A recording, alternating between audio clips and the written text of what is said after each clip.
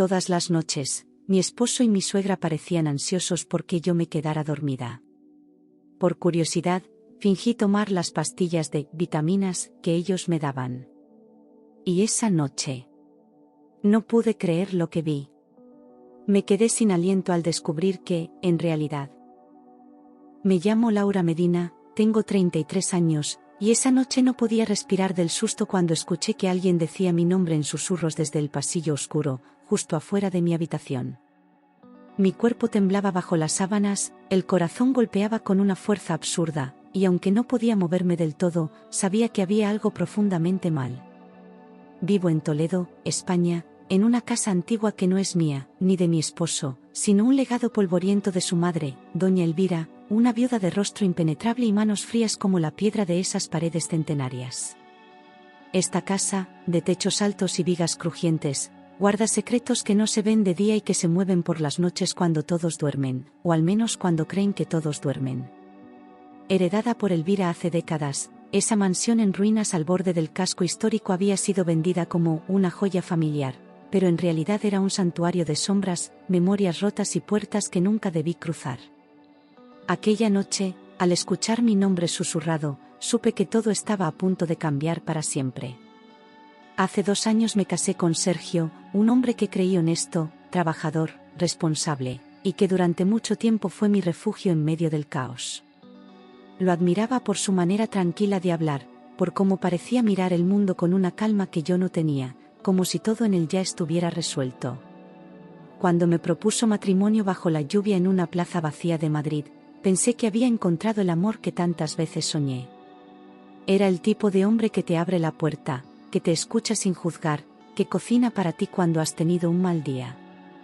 Jamás imaginé que detrás de su silencio se escondía un secreto que me rompería el alma. Lo conocí en una feria de artesanía histórica, donde él restauraba piezas antiguas con una destreza casi hipnótica que atrajo de inmediato mi atención. Yo estaba con unas amigas, paseando entre puestos de telas, vitrales y espadas medievales, cuando lo vi inclinado sobre un jarrón quebrado, concentrado, como si hablara con la historia misma. Nos cruzamos miradas y él sonrió con una calidez tan natural que sentí algo eléctrico recorriéndome el cuerpo. Me acerqué, le hice una pregunta banal sobre restauración y él respondió con una pasión que me cautivó. Desde ese momento, no dejamos de vernos durante semanas. Era atento, dulce, encantador, o eso pensé durante mucho tiempo, hasta que la realidad me golpeó con su crudeza. Me escribía mensajes buenos días y buenas noches como un adolescente enamorado, me llevaba flores sin razón y siempre tenía palabras suaves para todo. Cuando mi padre enfermó, Sergio fue quien me sostuvo, quien me llevó al hospital, quien esperó conmigo en los pasillos fríos. Nunca levantó la voz, nunca me hizo sentir menos, y por eso confié en él con los ojos cerrados. Pero los monstruos más peligrosos son los que saben disfrazarse de ángeles. Después del matrimonio, nos mudamos con su madre, doña Elvira, supuestamente, para ahorrar, y al principio no vi nada raro en eso. La casa era enorme, vieja pero imponente, y él decía que sería solo por unos meses mientras juntábamos dinero para comprar un piso propio. Doña Elvira nos recibió con una sonrisa tensa y un abrazo que duró menos de lo esperado, como si ya supiera que yo no pertenecía allí. Sergio insistía en que era lo mejor, que no gastaríamos en alquiler y podríamos empezar nuestro futuro sin deudas. Yo acepté, sin saber que estaba entrando en la boca del lobo. No me molestaba, pensé que sería temporario y que, después de todo, vivir un tiempo en esa casa familiar nos uniría más. Incluso me pareció bonito compartir algunos momentos con la madre de Sergio, conocer sus costumbres, su cocina, su historia. Al principio, ella apenas hablaba, pero me observaba con una intensidad que me incomodaba, aunque lo atribuía a la típica desconfianza de suegra sobre las nueras. Me repetía a mí misma que no debía juzgar, que con el tiempo ella me aceptaría. Pero el tiempo pasó y su actitud solo se volvió más extraña. Pero los meses pasaron y nunca volvimos a hablar de independizarnos. Cada vez que tocaba el tema, Sergio lo esquivaba con excusas vagas. Que había mucho trabajo, que los precios subían, que era mejor esperar la primavera, luego el verano, luego el otoño. Empecé a sentirme atrapada, como si todo mi futuro estuviera suspendido en esa espera que nunca terminaba. A veces tenía la sensación de que ni siquiera lo intentaba de verdad, como si ya hubiera decidido que esa casa sería nuestra prisión permanente. Yo aún no entendía que su silencio era parte de algo mucho más oscuro. Elvira era estricta, silenciosa, siempre metida en el sótano organizando cajas con objetos antiguos que nadie más podía tocar. Decía que eran cosas de familia, recuerdos de su esposo muerto, piezas con valor sentimental que quería clasificar antes de que el tiempo las destruyera. Nunca me permitió ayudarla ni bajar al sótano, y cada vez que preguntaba, su mirada se volvía dura, cortante, como un portazo invisible.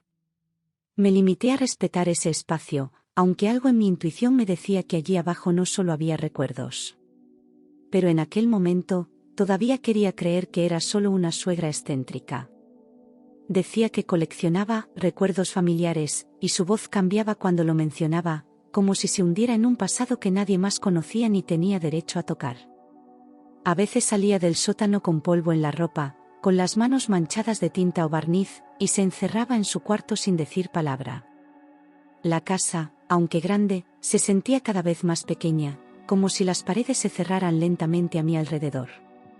Sergio actuaba como si todo fuera normal, como si vivir con una mujer que pasaba horas entre cajas cerradas fuera la rutina de cualquier pareja joven. Pero mi confianza empezó a resquebrajarse. Yo confiaba, hasta que las cosas comenzaron a volverse extrañas, como pequeñas grietas que anuncian el derrumbe de una estructura que parecía sólida. Primero fueron ruidos por la noche, luego la sensación de que alguien me observaba desde las sombras del pasillo. Me levantaba con dolores de cabeza, con sueños confusos que no lograba recordar por completo. A veces encontraba puertas entreabiertas que había cerrado, luces encendidas que no recordaba haber tocado. Y aunque intentaba convencerme de que eran cosas mías, sabía que algo se estaba moviendo en la oscuridad.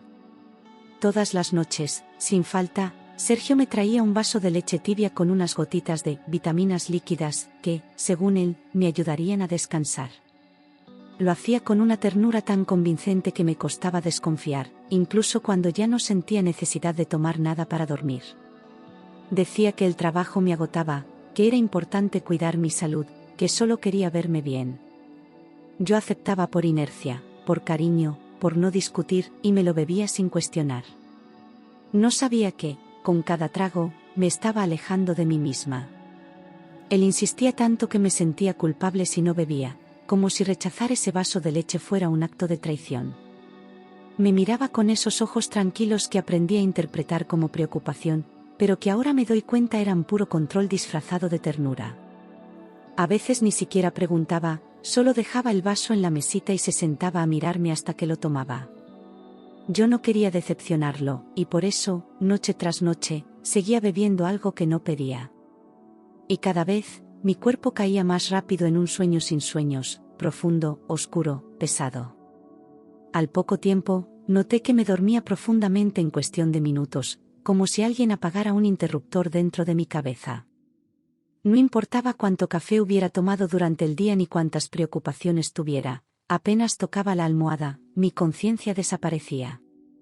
A veces, al despertar, tenía una sensación extraña de desorientación, como si me hubieran movido, como si el tiempo se hubiera alterado mientras dormía. Me despertaba tarde, con la mente nublada, como si estuviera emergiendo de un túnel espeso. Pero seguía creyendo que era el estrés, el cansancio, la rutina.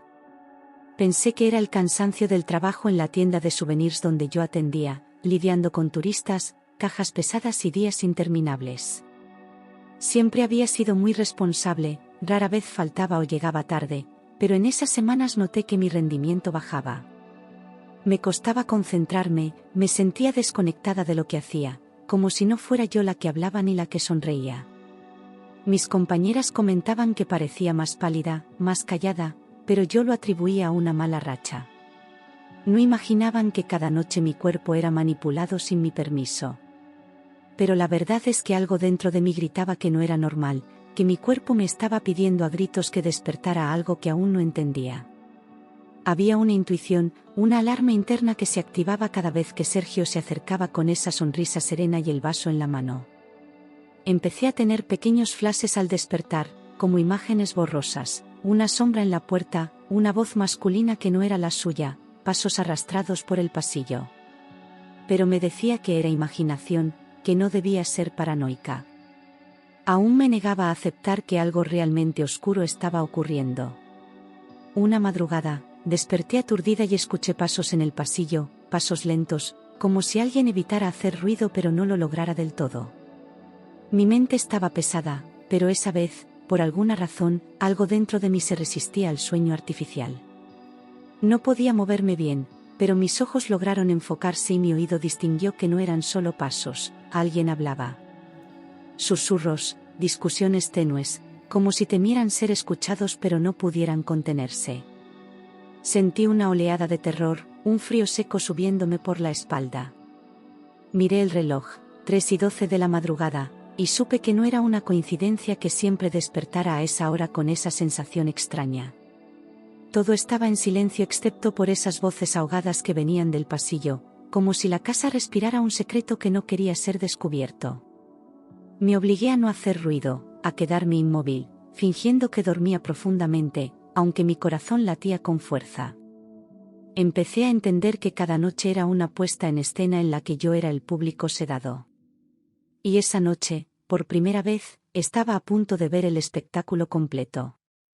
Escuché voces apagadas, como discusiones discretas entre dos personas, y aunque no pude distinguir claramente las palabras, reconocí los tonos. Una era la voz de Sergio, sin duda, pero la otra era más áspera, femenina, y supe al instante que era doña Elvira. Hablaban con urgencia, con una tensión contenida, como si debatieran sobre algo que no debía esperar hasta la mañana. Intenté enfocar mi mente, retener cada palabra que pudiera, pero mi cuerpo seguía débil. La conversación bajó de volumen, como si se alejaran, y sentí una mezcla de alivio y miedo. Intenté levantarme, pero el cuerpo no respondía bien, como si mis músculos estuvieran desconectados de mi voluntad, como si la sangre no fluyera con normalidad. Logré mover apenas un brazo, pero las piernas pesaban como piedra, y la cabeza me daba vueltas. Era como estar atrapada dentro de mí misma, consciente pero inerte, observando sin poder intervenir. Sentí una angustia insoportable, una necesidad urgente de gritar, de pedir ayuda, de correr. Pero no pude hacer nada más que escuchar mientras los pasos se desvanecían en la dirección del sótano. Era como estar dentro de un sueño pesado, uno de esos que sabes que no es real pero tampoco puedes escapar, con los sentidos entorpecidos. El cuarto me parecía más frío, la oscuridad más densa, y por un momento creí que estaba muriendo. Todo mi cuerpo protestaba, cada célula quería moverse, gritar, despertar de una vez, pero las gotas seguían haciendo efecto.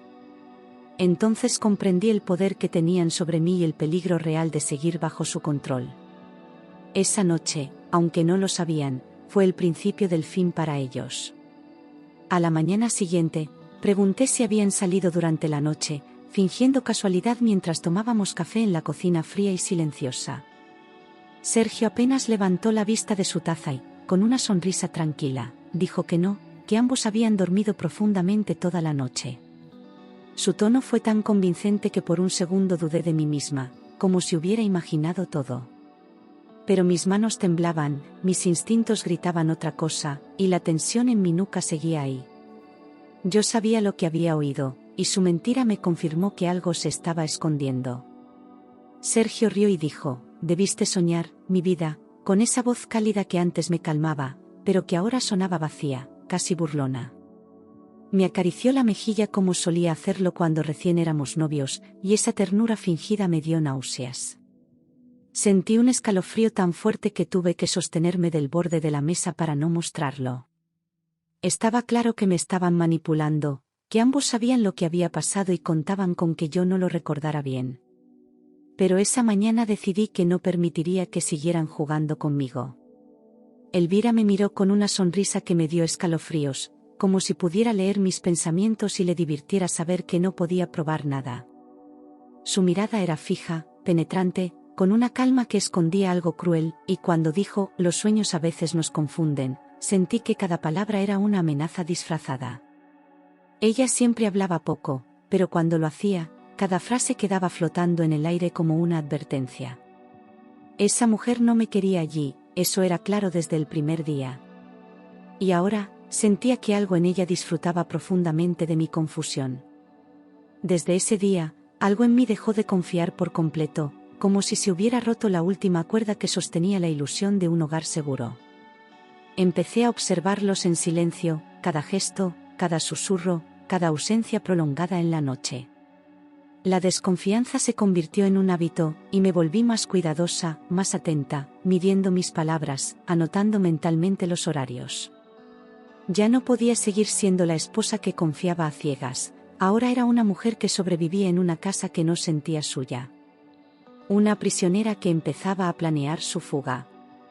Comencé a fingir que bebía la leche, pero la vertía discretamente en una maceta que tenía junto a la ventana de la habitación. Esperaba a que Sergio saliera del cuarto, luego me levantaba con sigilo y vaciaba el líquido lentamente, cuidando de que no quedara rastro. La planta empezó a marchitarse en pocos días, como si aquellas gotas que supuestamente eran vitaminas fueran veneno. Eso me dio una certeza que necesitaba, no eran imaginaciones. Me estaban drogando, noche tras noche, con mi consentimiento manipulado. En pocos días, mi mente volvió a sentirse clara y mi sueño, normal, como si por fin despertara de un letargo profundo que me había robado la voluntad.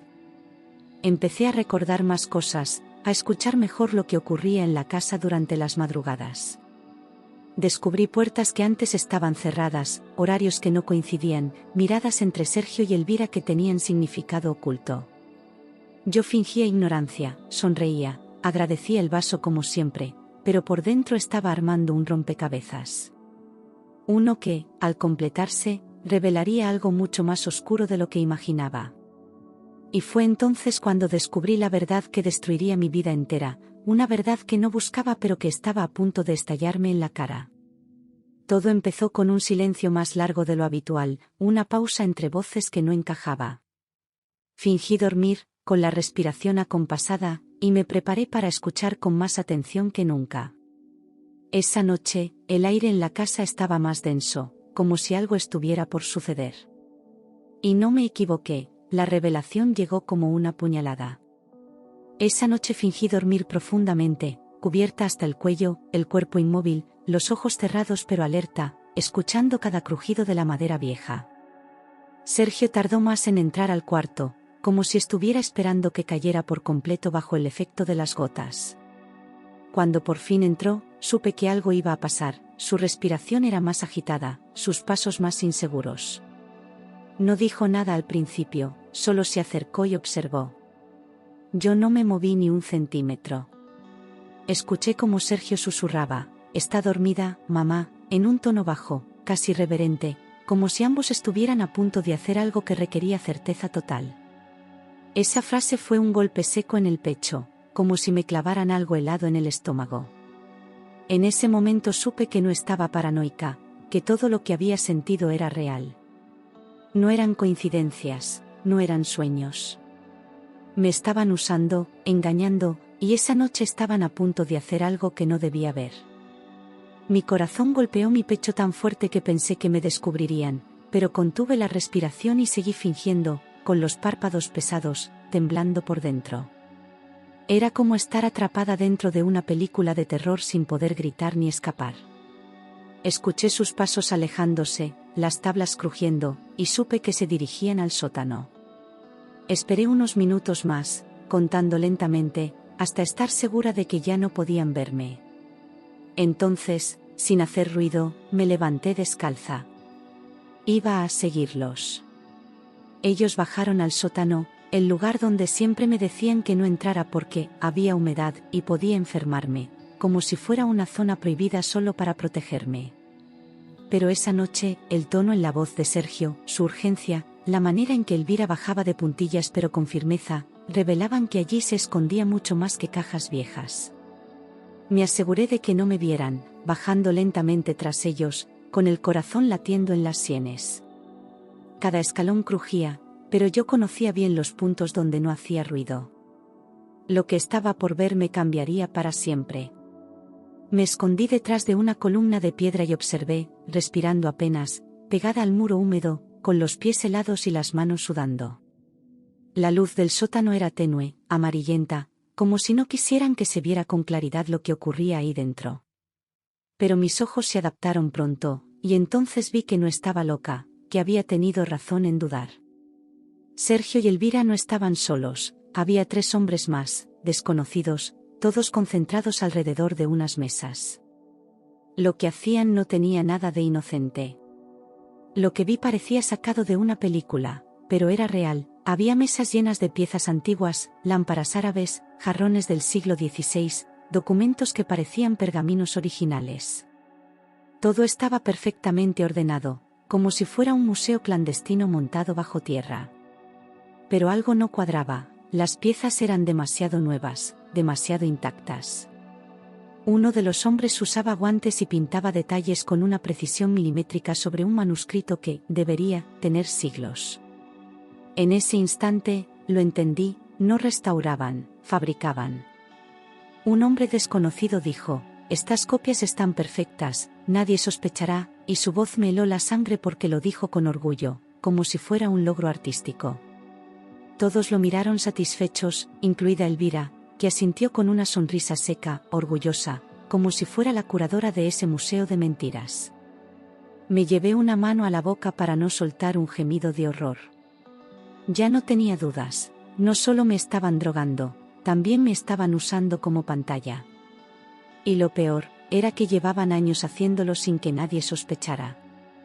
Casi me desmayé al ver a Sergio acomodando una vasija con las mismas manos con las que me acariciaba cada noche, repitiendo una mentira que ahora me revolvía el estómago. Todo lo que había compartido conmigo era falso, calculado, cada gesto un acto dentro de una obra maestra de engaño. Él revisaba los detalles como un experto, murmurando que el cliente de Sevilla no notará la diferencia. Me di cuenta de que no era nuevo en eso, que no estaba siendo arrastrado por su madre. Él era parte activa, incluso líder en lo que hacían. Y yo era su coartada. Sergio contestó: «Mi mujer ni se entera, duerme como un tronco», y esa frase me atravesó como un cuchillo afilado, porque no era solo desprecio, era certeza. Lo decía con una seguridad cruel, con risa en la voz, como quien se burla de la ingenuidad de alguien a quien ha controlado por completo. Me sentí humillada, violada en mi intimidad, traicionada de una forma tan profunda que apenas podía sostenerme de pie. Todo el amor que había sentido por él se convirtió en ceniza en ese instante. Y lo peor es que yo seguía sin saber cuán lejos estaban dispuestos a llegar. Elvira añadió: «Mientras siga tomando las gotas, estamos seguros», y ahí entendí por qué mi lucidez era tan frágil durante tanto tiempo, por qué no podía recordar bien algunas noches. Me habían convertido en un testigo inconsciente, una sombra dentro de la casa, una figura decorativa que no debía molestar. Las gotas no eran para mi salud, sino para asegurar su impunidad, su silencio. Mi cuerpo temblaba de rabia, de asco, de impotencia. Y algo dentro de mí se encendió, no podía permitir que siguieran saliéndose con la suya. Comprendí, de golpe, que mi marido y mi suegra formaban parte de un sindicato de falsificación de antigüedades, una red que engañaba a coleccionistas ricos de Madrid, Sevilla y Valencia con piezas falsas vendidas como tesoros históricos. No era un juego, era crimen organizado, dinero sucio, engaños de alto nivel. Y yo dormía en medio de esa red, sin saberlo, cocinando para ellos, lavando sus platos, creyendo en su amor. Cada noche que me drogaban era una jugada más en su tablero perfecto. Y ahora, yo era el error que no podían permitirse. El sótano era un taller clandestino disfrazado de archivo familiar, con lámparas antiguas colgando del techo y paredes forradas de estanterías llenas de objetos falsificados con precisión quirúrgica. El olor a barniz y papel viejo se mezclaba con el silencio tenso de quienes saben que lo que hacen no debe ser visto. Vi moldes, pigmentos, sellos, selladores, todo lo necesario para producir engaños que parecían reliquias. Cada detalle estaba diseñado para convencer a expertos. No era solo ambición, era una operación profesional. Yo, semidrogada todas las noches, era un estorbo, que ellos necesitaban silenciar, mantener dócil, sin preguntas ni movimientos fuera de lo previsto. No era solo que no me querían despierta, era que no podían arriesgarse a que hablara, que descubriera lo que realmente ocurría bajo mis pies. En ese instante, entendí el peligro real que corría, no era paranoia. Si sabían que ya no dormía, que había visto el taller, que conocía la verdad, podrían hacer cualquier cosa para detenerme. Y yo tenía que actuar antes que ellos. Uno de los hombres dijo: «Tenemos que movernos rápido, la policía revisará comercios antiguos», y su frase me heló por completo, porque implicaba que estaban siendo investigados. No era un juego menor, no eran simples estafadores de poca monta, estaban bajo el radar de las autoridades. Y si ellos lo sabían, también sabían que cualquier error podía arruinarlos. Me di cuenta de que mi permanencia en esa casa ya no era sostenible para ellos. Si llegaban a sospechar que yo sabía algo, me iban a callar, a cualquier costo. Elvira murmuró: «Mientras Laura no hable, todo estará bien», como si mi silencio fuera una pieza clave del plan, una condición frágil que los mantenía a salvo. La forma en que lo dijo, sin emoción, sin mirar a nadie, me hizo sentir que ya habían considerado escenarios donde yo no estuviera. Mi sangre se congeló ante la posibilidad real de desaparecer sin dejar rastro, drogada, manipulada, eliminada como un estorbo innecesario. En ese sótano, mi vida ya no tenía valor emocional para ellos. Solo era una amenaza que respiraba bajo el mismo techo. Mi piel se erizó al escuchar esas palabras, cada vello de mi cuerpo respondió con terror puro, porque no eran suposiciones, era una amenaza disfrazada de calma. Mi mente corría, buscando salidas, formas de protegerme, pero sabía que si me movía mal, si cometía un error, no tendría segunda oportunidad. Estaba sola, sin pruebas físicas, en medio de una red que operaba con frialdad milimétrica. Nadie iba a creerme si me adelantaba. Por eso, tenía que ser estratégica, paciente. Fingir un poco más, y actuar en el momento justo. ¿Y si descubrían que ya no dormía?, pensé mientras seguía escondida, con la espalda contra la columna fría y el corazón latiendo tan fuerte que me dolía el pecho. ¿Y si notaban que mis ojos ya no estaban apagados, que mis preguntas eran más precisas? El riesgo era altísimo. Me aterraba imaginar la cara de Sergio al darse cuenta de que yo había bajado al sótano, que había escuchado todo. Y aunque temblaba, me obligué a seguir pensando con claridad. El miedo podía paralizarme, o salvarme. ¿Qué me harían si descubrían la verdad?, me pregunté mientras empezaban a apagar las luces y se preparaban para subir. No sabía de qué eran capaces, pero lo que vi esa noche me dejó claro que la moral no formaba parte de su código. Ya no eran mi esposo y su madre, eran criminales que me veían como un punto débil. Y un punto débil, cuando amenaza con romperse, se elimina. Así de simple. Por eso, debía moverme con precisión. La menor señal de alerta, y estaría perdida. Ese miedo me dio fuerza, una determinación que hasta ese momento no sabía que tenía, como si mi cuerpo por fin respondiera al instinto de supervivencia. Me levanté lentamente, con cada músculo tenso, y subí las escaleras sin hacer ruido, midiendo cada paso. Mi respiración era tan silenciosa como podía, y mi mente repasaba mentalmente lo que había escuchado, memorizando detalles. Cuando llegué al pasillo, cerré la puerta del sótano con cuidado, como si nunca hubiera estado allí. Volví a mi cuarto, con el alma hecha pedazos.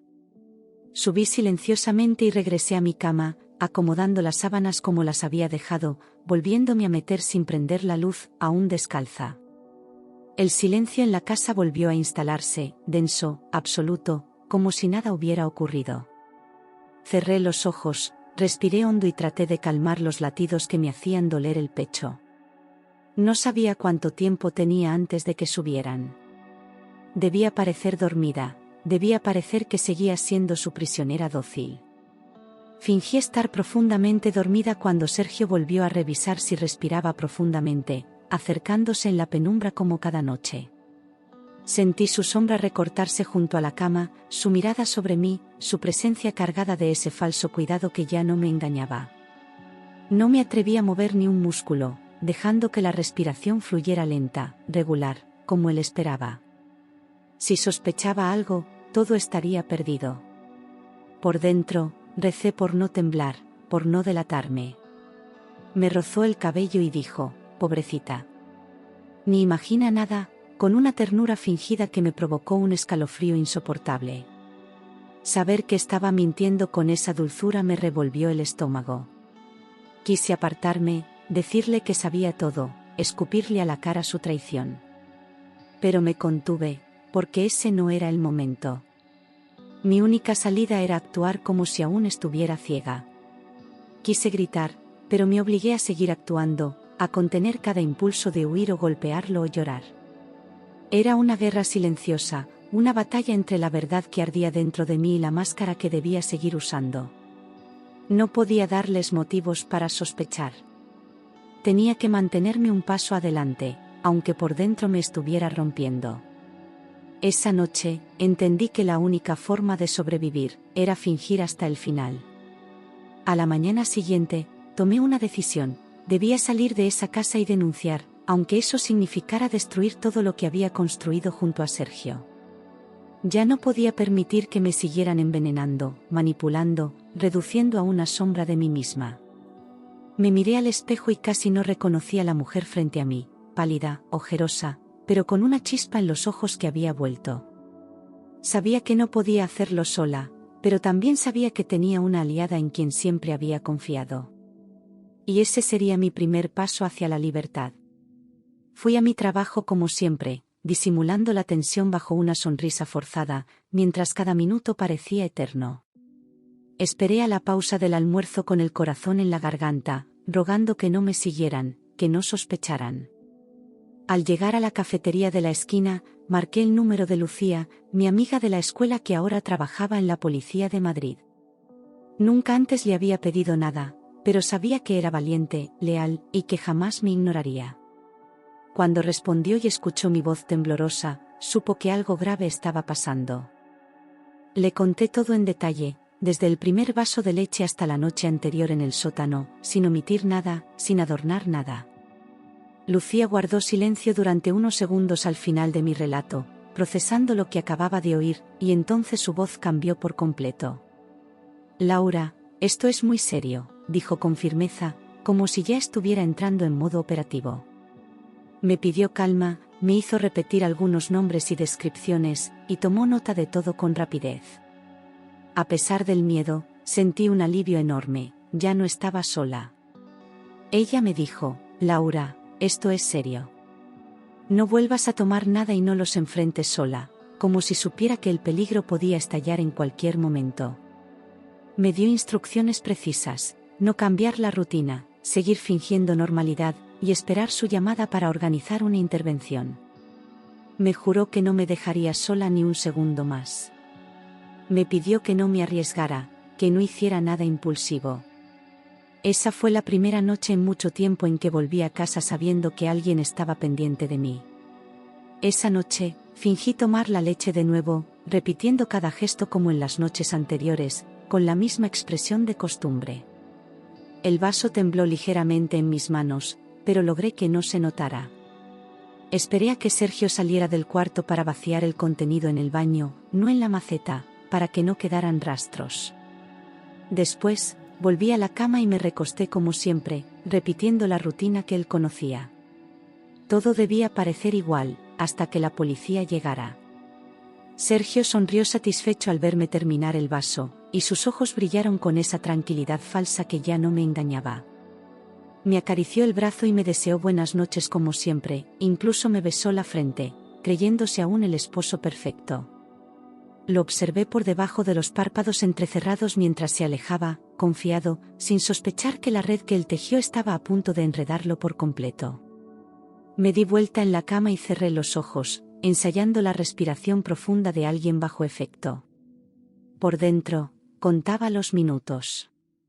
Pero yo sabía que la policía ya estaba organizando un operativo, que cada movimiento de Sergio y Elvira pronto estaría documentado.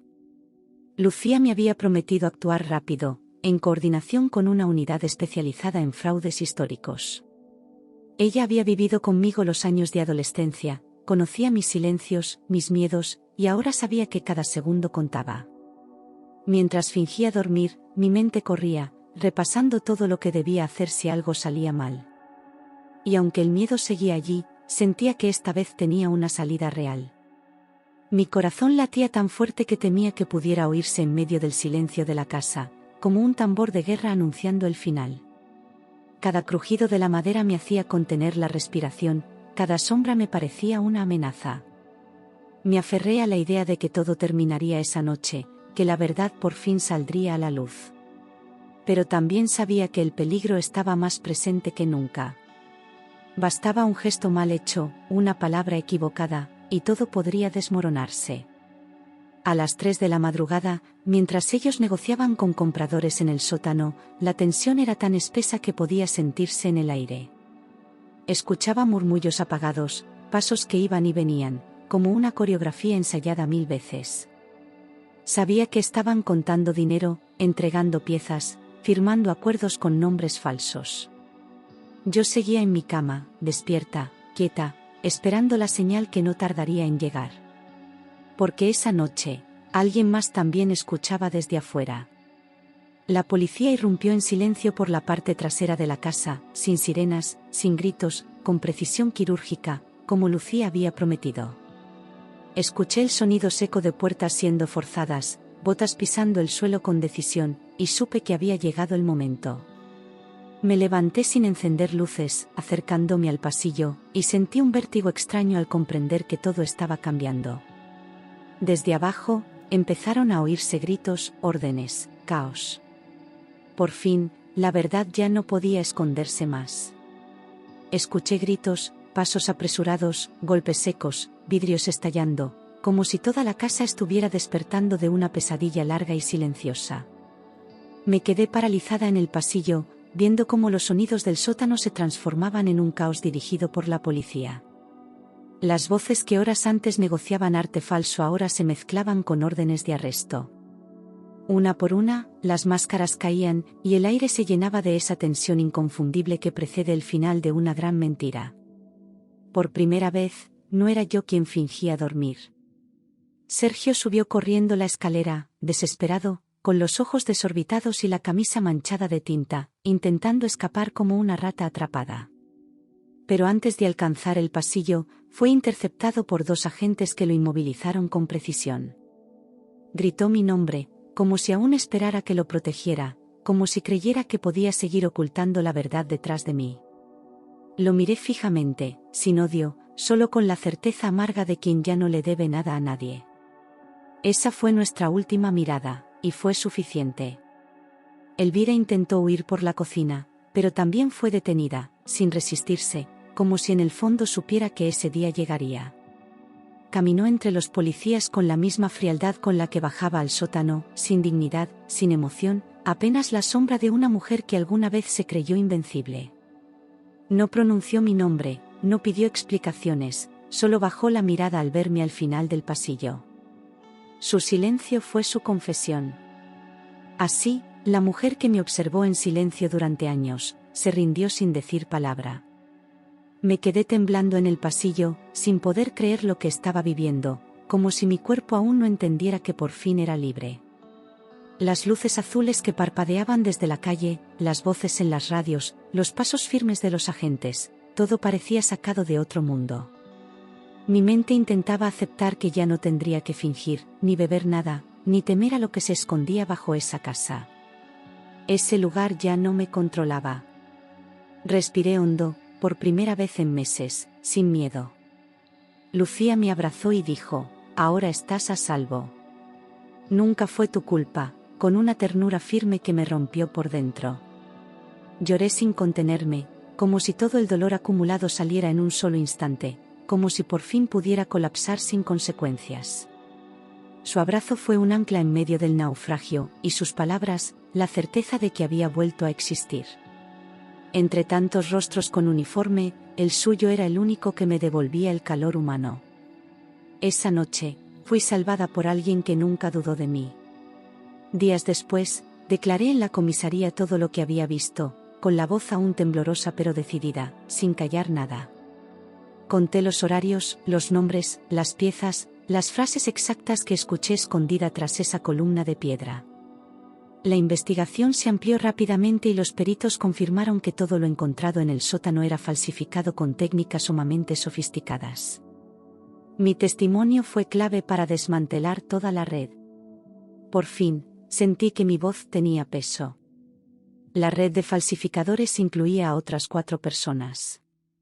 Todo colapsó como fichas de dominó, con allanamientos, incautaciones y detenciones que se dieron en las semanas siguientes. El caso apareció en los noticieros nacionales como la mafia del arte falso, y mi identidad fue protegida en todo momento. Nunca busqué fama, pero hubo una especie de justicia silenciosa al saber que nadie más caería en su trampa. Yo había puesto fin a algo muy grande, y había sobrevivido. Y yo, por primera vez en años, pude dormir sin miedo, sabiendo que la verdad, aunque dolorosa, me devolvió la vida.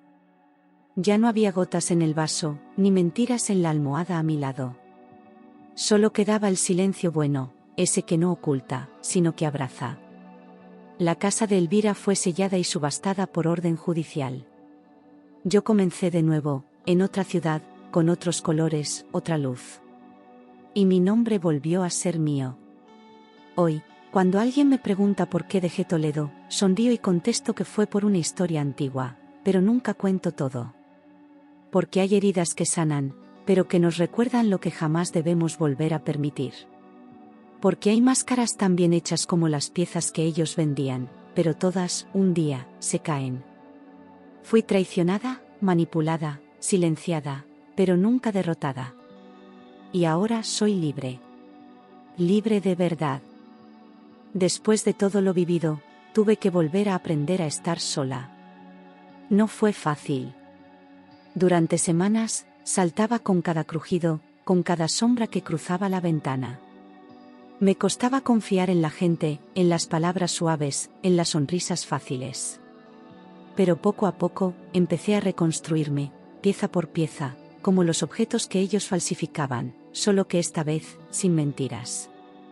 No necesitaba parecer perfecta. Solo necesitaba ser real.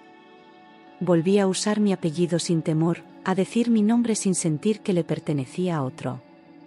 Recuperé mi voz, mi reflejo, mi fuerza. Lucía me acompañó en cada paso, y gracias a ella encontré un trabajo en un pequeño museo provincial, lejos del ruido de Toledo. Allí, rodeada de historia verdadera, de piezas auténticas y silencios seguros, comencé a respirar de nuevo. Mi vida, aunque marcada por cicatrices, volvía a tener sentido. A veces me pregunto si realmente amé a Sergio o si solo amé la idea de sentirme protegida.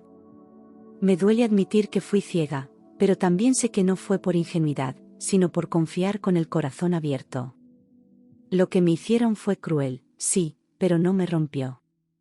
Me enseñó a ver más allá de los gestos bonitos, a escuchar las alarmas internas, a nunca más callarme cuando algo me incomode. Aprendí a elegirme, por encima de todo. Recuerdo el sótano solo en sueños, pero ya no como una trampa, sino como una prueba que superé.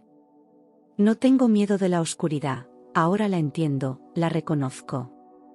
Sé lo que es vivir bajo control, y sé también lo que es liberarse de él. No todos logran escapar. Yo sí. Y esa victoria silenciosa es algo que nadie me podrá quitar nunca más. Ya no soy víctima. Soy sobreviviente. Un día, en una conferencia sobre fraudes artísticos, me invitaron a contar mi experiencia de forma anónima. Y acepté. Frente a estudiantes, historiadores y peritos, relaté mi historia sin nombres, pero con toda la verdad. Cuando terminé, alguien del público me aplaudió de pie. Luego todos lo hicieron. No por el drama, sino por el valor de hablar. Y en ese momento supe que contar mi historia no me hacía débil. Me hacía libre. Ahora vivo lejos de Toledo, en un lugar donde el sol entra por las ventanas sin esconder nada. Ya no duermo con miedo, ni espero que alguien me despierte en la madrugada. La leche la sirvo yo, cuando quiero, y sin gotas que me borren. Vivo sola, pero no vacía. Porque aprendí que la peor oscuridad no es la del sótano, sino la de un amor que te anula. Y yo, ya no vivo en sombras.